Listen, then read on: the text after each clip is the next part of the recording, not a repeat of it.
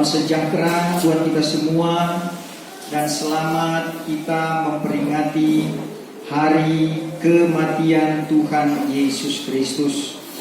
Hari kematian Tuhan Yesus Kristus, hari yang sangat penting yang dirayakan oleh umat Kristen, karena dengan kematiannya kita dihidupkan. Amin.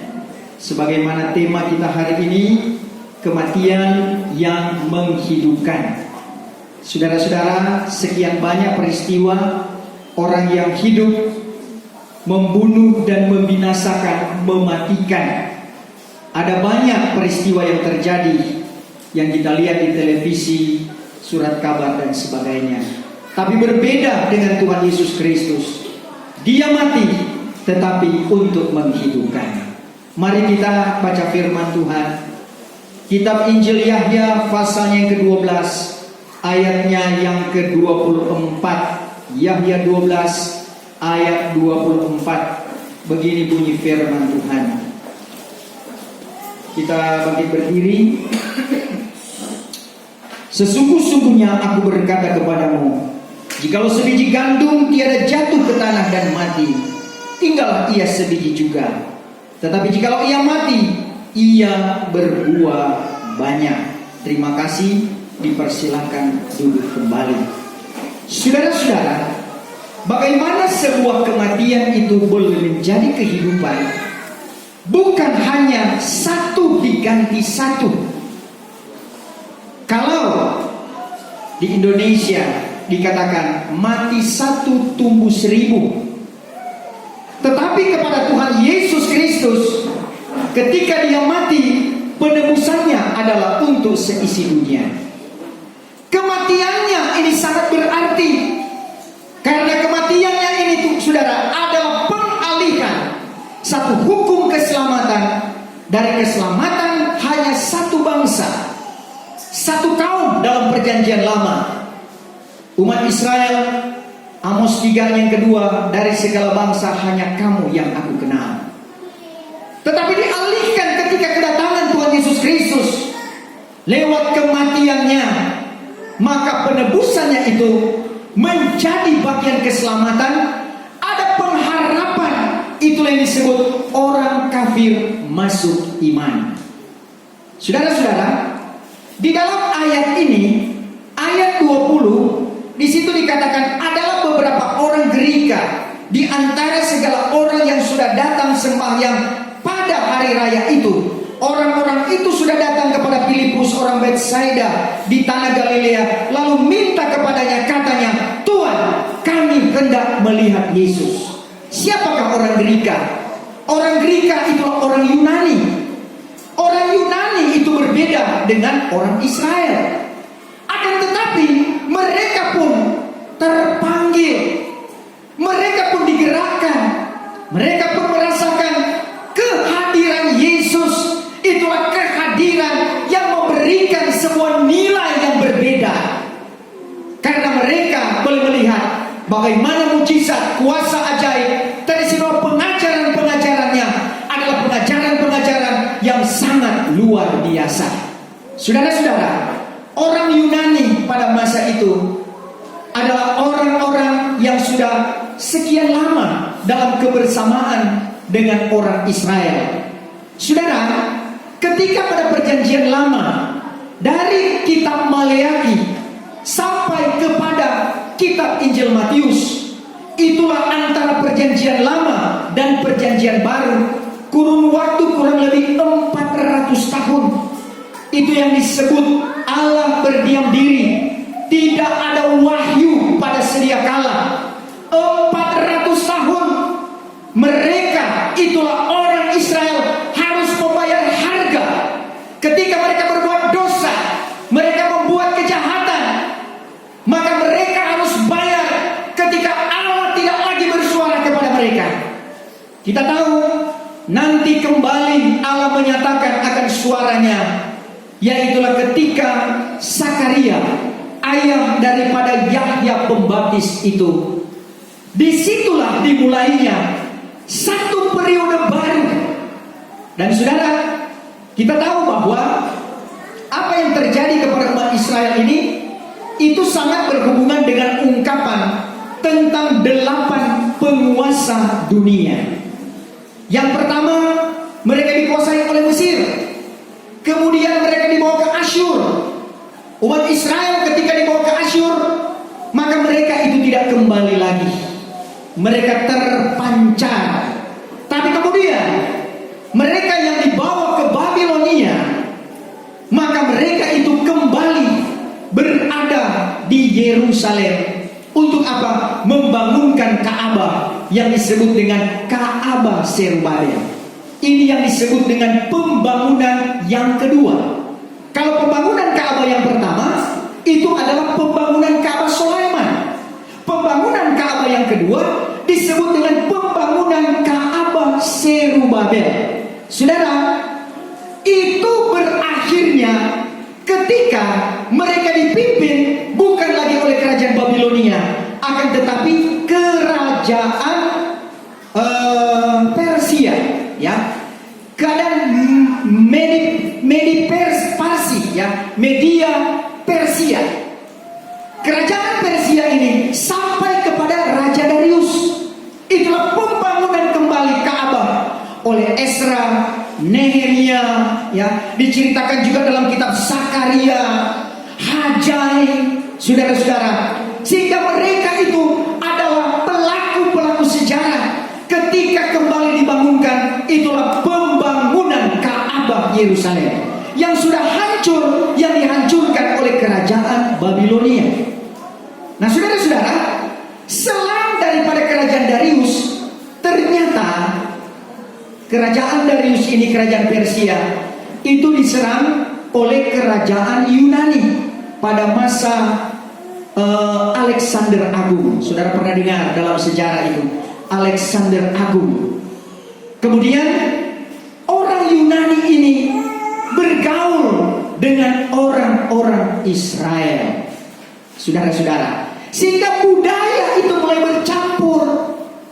Oleh karena itu, saudara-saudara, ketika terjadinya perjanjian baru, adanya kaum Saduki dan orang Farisi, maka salah satunya mereka itu adalah sangat-sangat menghormati dan menghargai budaya yang tercampur dengan orang Yunani atau disebut orang Greka. Nanti kemudian kurang dari tahun 100 sebelum Masehi, maka itulah Jenderal Pompei, itulah Jenderal Roma menyerang kembali, dan akhirnya kerajaan ini dikuasai oleh kerajaan Roma Raya sampai kedatangan Tuhan Yesus Kristus. Saudara-saudara, ini kita melihat bahwa orang Yunani pun sudah lama, dan sehingga mereka yang sebenarnya disebut dengan orang kafir, tetapi kemudian dalam ayat ini bahwa ada beberapa orang Greka di antara segala orang yang sudah datang menyembah pada hari raya itu, yaitulah hari raya Paskah. Saudara-saudara, ketika dinyatakan untuk ketemu Yesus, yang dijawab oleh Yesus dalam ayat 24, sesungguh-sungguhnya aku berkata kepadamu, jika sebiji gandum tiada jatuh ke tanah dan mati, tinggallah ia sebiji juga. Tapi jika ia mati, ia berbuah banyak. Inilah yang disebut dengan satu mati. Bukan cuma bertumbuh 1000, tetapi saudara, jutaan, miliaran boleh masuk pada penebusan. Walaupun ketika ditebus sama dengan bangsa kita Indonesia, ketika merdeka pada tahun 1945, bukan berarti ketika merdeka habis perkara, tetapi ketika merdeka harus ada pembangunan, harus ada kelanjutannya. Dari tahun demi tahun sampai hari ini, pembangunan di segala bidang digalakkan oleh pemerintah kita, sehingga boleh jadi seperti saat sekarang ini, di zaman modern yang harus bersaing dengan negara-negara lain, dengan segala ilmu pengetahuan dikembangkan. Saudara-saudara yang terkasih, demikian juga dengan kemerdekaan yang diberikan oleh Tuhan lewat pengorbanan di atas kemuliaan Golgota. Inilah yang dikatakan bahwa dia yang gandum hanya sebiji jua. kalau dia tidak jatuh ke tanah dan mati, maka dia cuma 1 jua adanya. Tapi ketika dia jatuh ke tanah dan mati, itulah pengorbanannya di atas kemuncak juta, maka dia bertumbuh dan dia berbuah banyak. Dia memberikan kemerdekaan kepada kita secara rohani. Walaupun itu belum cukup hanya sampai di situ, perlu ada pembangunan rohani. Amin, saudara.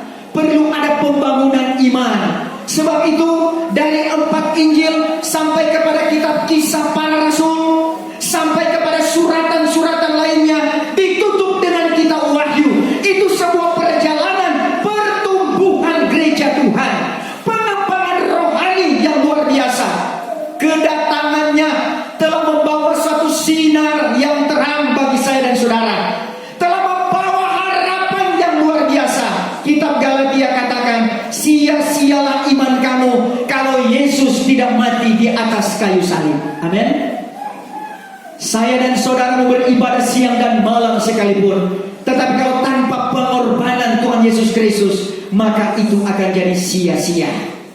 Kata firman Tuhan, kalau zaman perjanjian lama, dosa itu ditebus dengan darah domba, darah kambing, ya, burung tekukur dan sebagainya.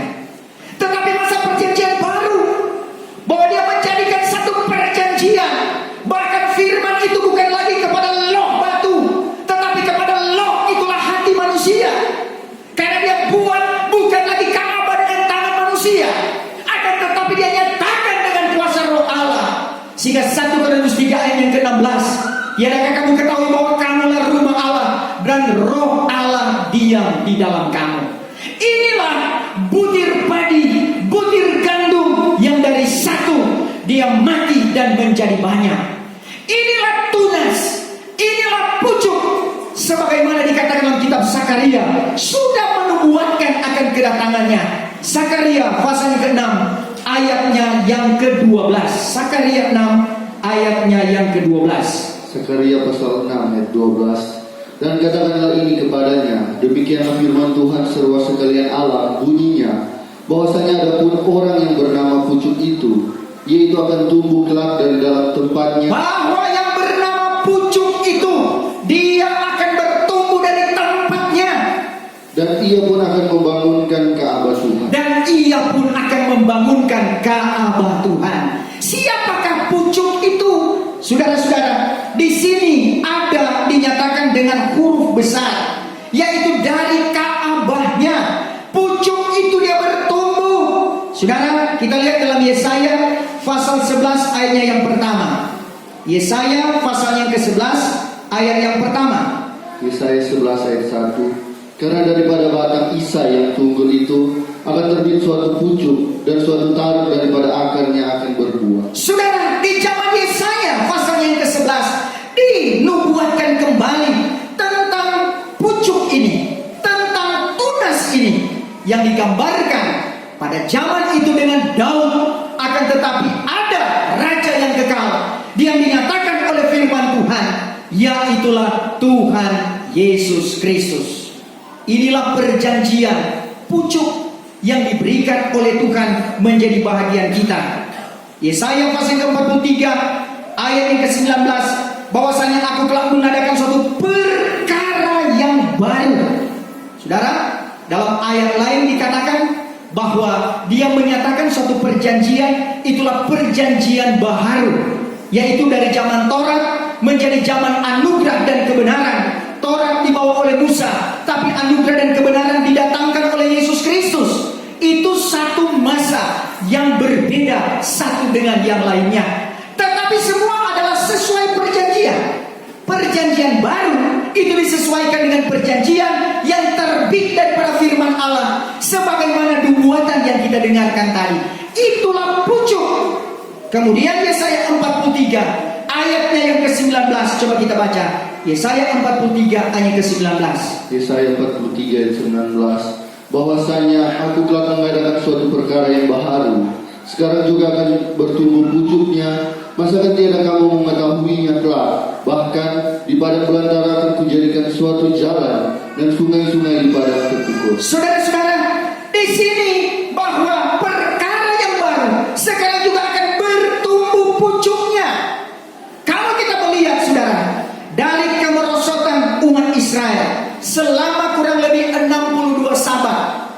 434 tahun itu sampai kepada Al-Masih itu disalibkan.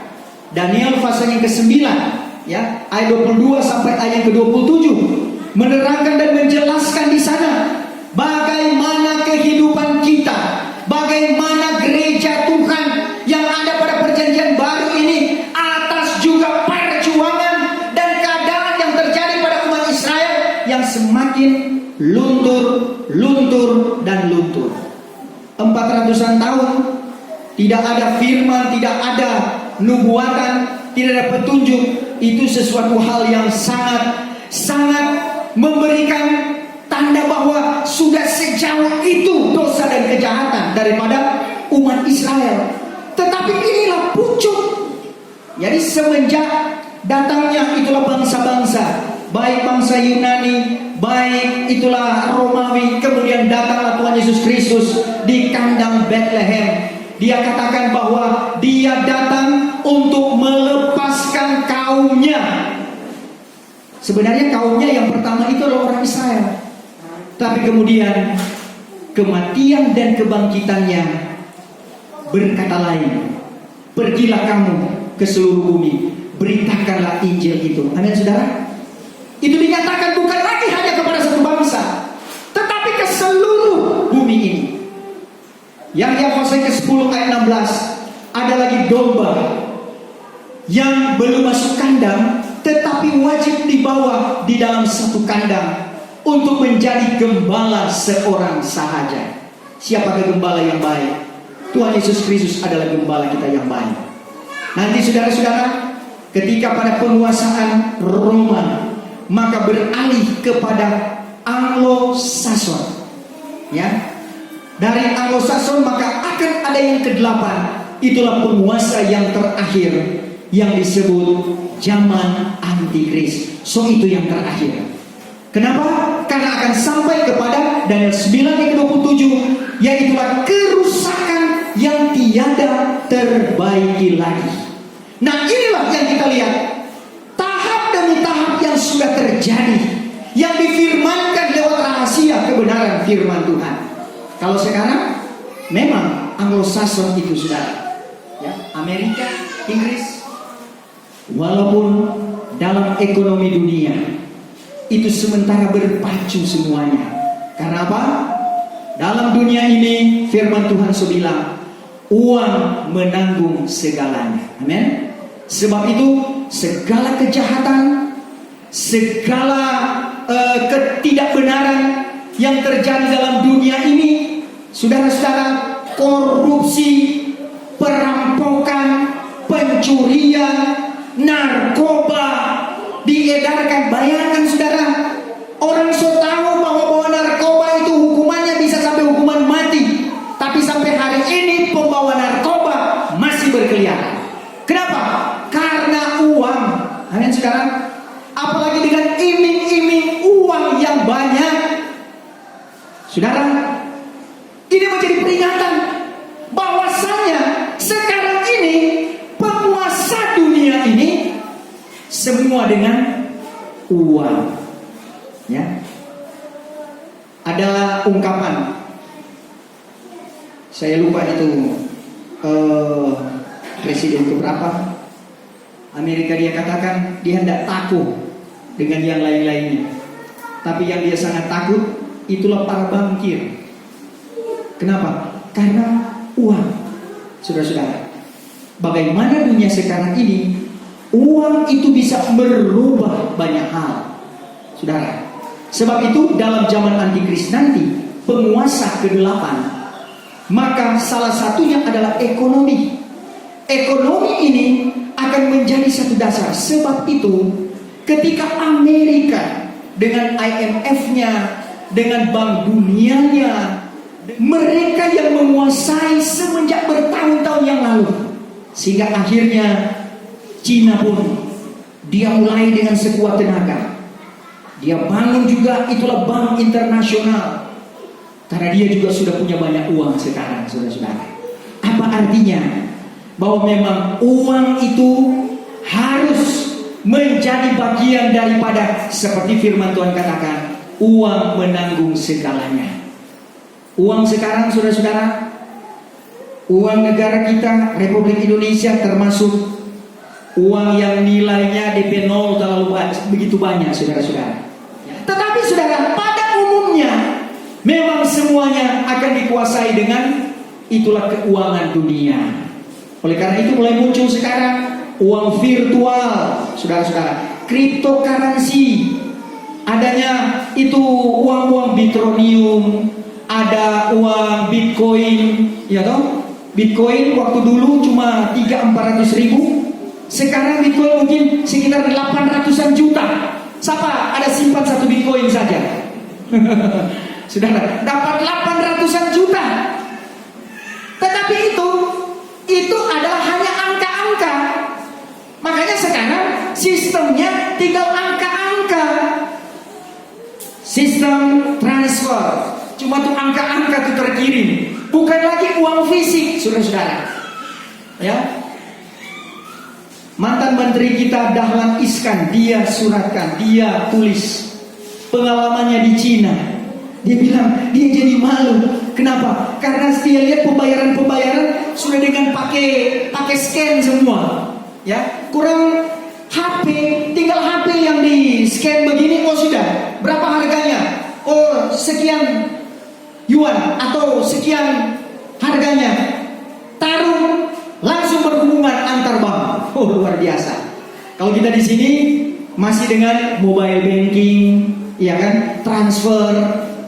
Biar orang dari kamar dia bisa kirim ke Jakarta hanya dengan HP. Makanya hati-hati dengan HP. Data-datanya jangan sampai itu bobol. Kemudian orang tahu nomor PIN ada di situ, saudara, data perbankan ada di situ. Makanya sekarang kejahatan cyber itu ada di mana-mana. Tapi puji Tuhan, saudara-saudara, Tuhan juga memberikan hikmat kepada kepolisian kita. Ya, ada tim cybernya yang juga bisa melacak, bisa mengatasi. Kita berdoa dan kita doakan terus pemerintah kita, kepolisian kita, para pengaman-pengaman. Walaupun mereka harus berkorban, akan tetapi saudara, karena Indonesia ada dalam rencana Tuhan. Dari timur memancar kebenaran Allah dalam Matius pasal yang ke-24. Itu harus terjadi. Makanya Tuhan berikan hikmat kepada pemerintah kita. Sebab itu kita sangat bersyukur dengan hari kematian Tuhan. Kita bisa mengingat kembali bagaimana pucuk itu, yaitulah Sang Juru Selamat Tuhan Yesus Kristus yang berkorban bagi saya dan saudara. Mazmur pasalnya yang ke-49 ayat 7 sampai ayat yang ke-8. Bukan harta yang menjadi tebusan, bukan hadiah yang menjadi tebusan. Coba kita baca Mazmur 49 ayat 7 sampai ayat 8. Mazmur pasal 49 ayat 7 mulai. Adapun akan orang yang harap pada hartanya dan yang bermegah-megah akan banyak kekayaannya, bahwa daripada mereka itu seorang pun tiada dapat menebus saudaranya. Seorang pun tidak bisa menebus saudaranya. Tiada dapat dipersembahkannya kepada Allah harga tebusan. Ya, tidak akan bisa dengan harga tebusan rupiah.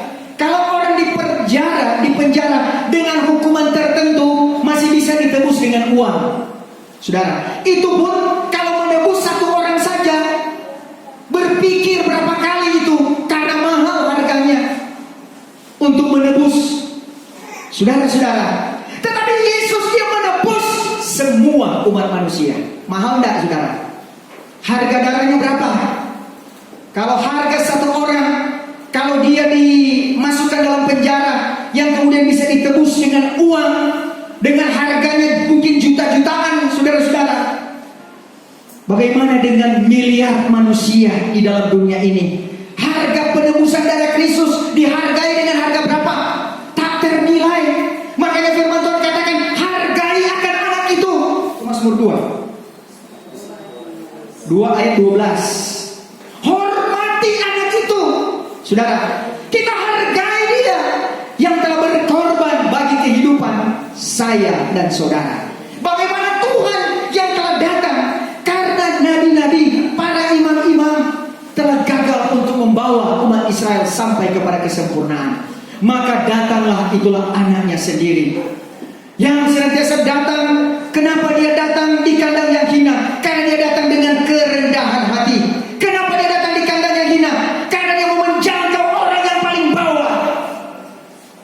Saudara-saudara, sampai kepada orang yang paling atas. Dia jangkau semua untuk diselamatkan. Yang penting ketika dia sudah lepaskan, orang kalau sudah dilepaskan dari penjara, maka seharusnya dia itu berubah kehidupannya, dan dia harus sesuai dengan nilai-nilai.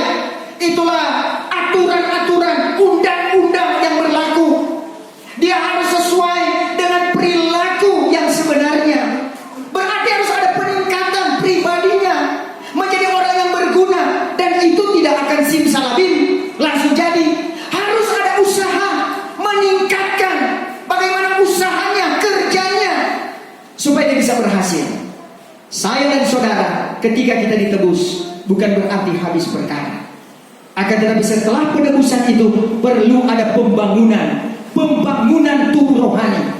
Sebab itu dikatakan bahwa dia, pucuk ini, dia bertumbuh daripada tempatnya. Dia jadikan kita sebagai tempatnya, sehingga masuklah benih itu dalam tanah hati kita. 1 Korintus 3 ayat ke-16. Kitalah rumah Allah, Roh Allah diam dalam kehidupan kita. Dialah sang pucuk itu. Yang Ibrani 8, Ibrani 9. Dialah sebagai imam besar saya dan saudara. Dialah yang menyatakan bahwa rumah Allah yang hidup. Itulah pribadi saya dan saudara. Sebab itu jaga baik-baik pribadi kita. Jaga baik-baik tubuh, jiwa dan roh kita. Jangan rusakkan akan rumah Allah. Jangan dirusakkan oleh dosa, sehingga mental saudara-saudara dan keadaan kepikiran kita diubahkan oleh keadaan dunia ini. Jangan rusakkan tubuh ini, dirusakkan dengan narkoba, obat-obat terlarang, minum-minuman keras, saudara-saudara, dan sebagainya, nikotin. Jangan sampai merusakkan tubuh ini, karena tubuh ini adalah bait Allah yang dibentuk oleh Tuhan. Dia menjadikan kita dengan anugerahnya. Maka dengan anugerahnya dia panggil kehidupan saya dan saudara, sehingga dengan penebusannya jadilah kita orang yang berharga di mata Tuhan. Efesus 1 ayat 7. Cuma terjadi penebusan dengan darahnya. Efesus 1 ayatnya yang ke-7. Efesus 1 ayat 7. Yang di dalam dia itu kita beroleh penebusan. Di dalam dia itu kita beroleh penebusan. Oleh sebab darahnya. Oleh sebab darahnya. Yaitu keampunan segala dosa. Yaitu keampunan segala dosa. Menurut kelimpahan anugerahnya itu. Menurut kelimpahan anugerahnya itu. Jadi saudara-saudara, penebusan itu oleh pengorbanannya. Kalau Ibrani 9 ayat yang ke-12, bukan oleh darah kambing domba jantan secara lahiriah. Coba kita lihat Ibrani pasal ke-9 ayat yang ke-12. Ibrani pasal 9 ayat 12. Dan bukannya dengan membawa darah kambing jantan dan anak lembu, melainkan darahnya sendiri, masuklah ia sekali bagi sekalian ke dalam tempat kudus, serta mengerjakan suatu penebusan yang kekal. Inilah saudara, bukan dari barang yang fana, bukan dari darah kambing jantan seperti pada perjanjian lama, tapi darahnya sendiri mengadakan penebusan bagi saya dan saudara. Inilah pucuk saudara yang bertunas dan terus dia menjadi besar. Dia membawa keselamatan bagi kita. Sekarang ketika kita berada pada penebusan, kita pun bertumbuh dan berkembang. Ketika tanaman itu ditanam, tidak akan kita katakan yang penting sudah tanam kemudian dibiarkan. Tidak, harus dirawat. Pertumbuhan dirawat dengan doa, dirawat dengan puasa, dirawat dengan pergumulan-pergumulan, dirawat dengan kesetiaan kita mengiring Tuhan, melayani Dia. Senang mengiring Tuhan saudara? Senang melayani Tuhan, amin. Haleluya. Sehingga muncul lagu bahwa kita tetap setia, amin saudara. Kalau sekolah Alkitab, lagu yang biasa dinyanyikan, melayani Tuhan meskipun susah, menderita dalam dunia, tetap melayani. Itu para lulusan itu sampai angkat tangan, sampai berlinang air mata. Haleluya. Tapi saya yakin jemaat pun tetap juga mau mengiring Tuhan, melayani Tuhan. Lagu itu sudah dirubah. Ya, dulunya lagu itu, meskipun saya susah menderita dalam dunia, sudah dirubah. Meskipun saya susah, dulu meskipun saya susah dan aniaya, meskipun susah dan aniaya, dulu begitu sudah. Tapi sudah banyak yang takut dirubah lagu itu. Meskipun saya susah menderita dalam dunia. Saudara yang dikasih, tapi Tuhan tahu setiap kemampuan kita. Amin. Tuhan tahu kerinduan kita. Tuhan tahu setiap air mata kita. Tuhan tahu setiap pergumulan kita. Sebab itu Yesus menunjukkan pergumulannya. Bahkan mulai dari Taman Getsemani, dia berdoa sampai berkeringat darah. Pergumulan yang seperti apa itu, saudara? Bukan hanya sekedar berdoa, ya Tuhan, terima kasih pada hari ini dan tolonglah kami. Tidak seperti itu, saudara. Tapi sebuah pergumulan. Bagaimana ketika sampai tubuh, jiwa dan roh itu digerakkan, sampai bisa mengeluarkan darah itu tubuh. Bagaimana dia berkuat dalam pergumulan ini yang disebut dengan pergumulan. Digambarkan dengan Yakub berada di sungai Yabok. Dia bergumul dengan malaikat Tuhan. Maka pangkal-pangkal itu tergeliat. Sudah sepaku kancing. Untuk apa? Walaupun sudah dikatakan lepaskanlah karena fajar hampir mereka, hendak dia tahan terus sekuat tenaga. Entah sototofore atau seperti apa, saudara, bergetar sekalipun, dia tetap berada pada memeluk, memegang, ya, sampai bisa. Ketika dia katakan, aku tidak akan melepaskan. Ini yang aku katakan, aku tidak akan lepaskan engkau sebelum engkau memberkati aku. Haleluya. Ayat dikatakan, engkau bukan lagi Yakub, tetapi Israel, karena engkau sudah berlaku sebagai pemenang. Haleluya. Mau menang, saudara?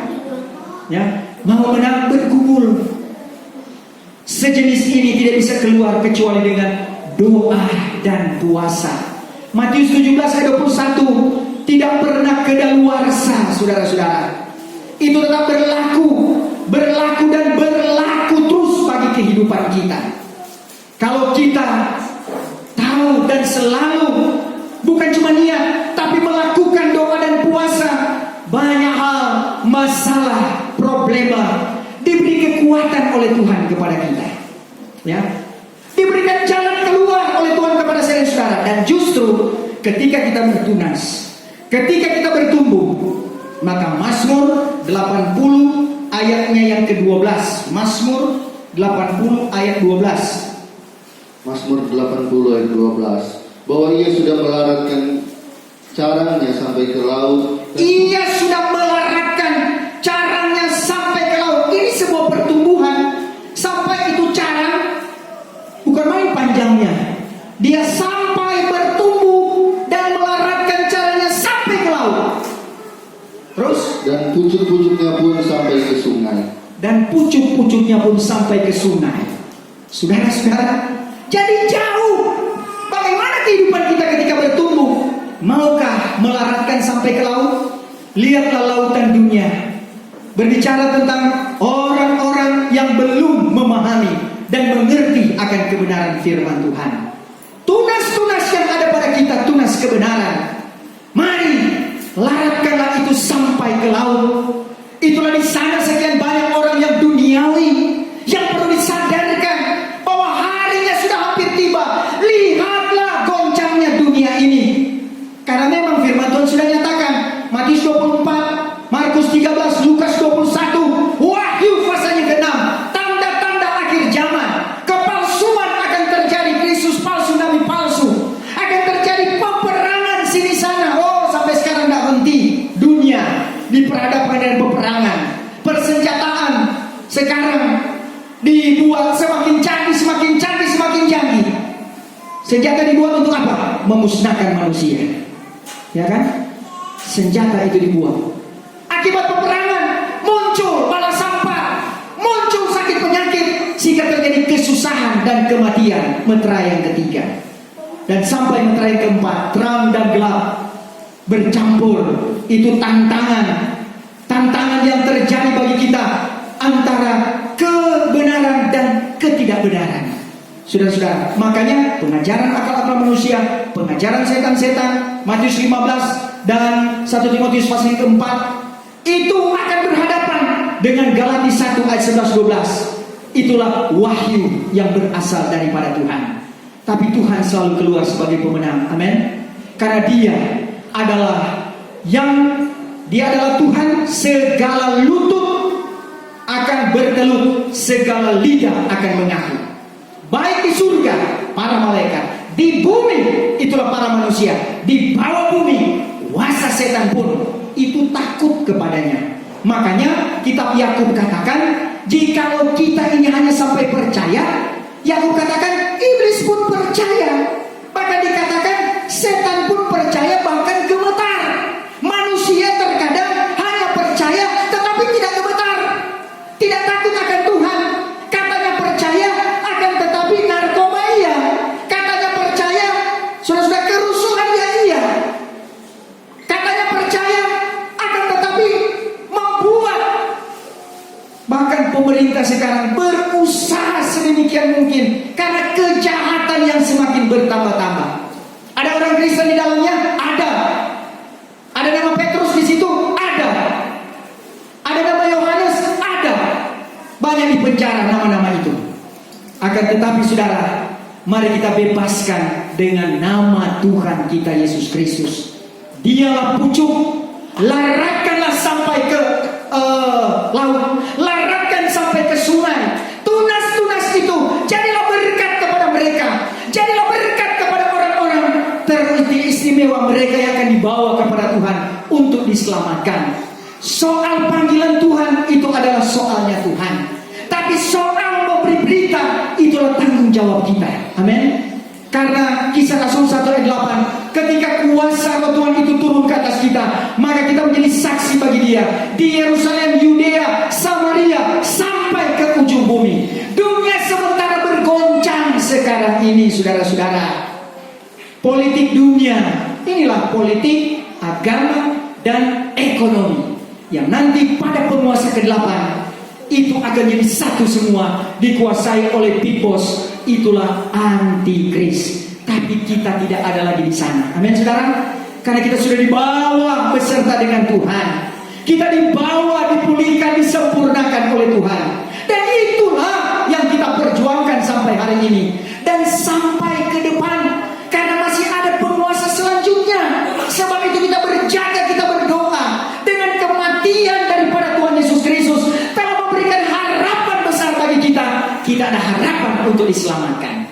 Dulu kita ini kafir, akan tetapi Efesus pasal yang kedua, Dia memanggil akan orang kafir itu disatukan dengan orang pilihannya. Dia buat dua pihak itu jadi satu, sehingga terwujudlah Yahya 10 ayat 16, bahwa Dia bawa kita sebagai domba pada penggembalaannya menjadi gembala. Itulah Dia yang sang pucuk. Dia adalah tunas kebenaran yang membawa dari kebenaran datang kepada kebenaran. Tuhan Yesus memberkati kita yang sudah mendengarkan firman Tuhan.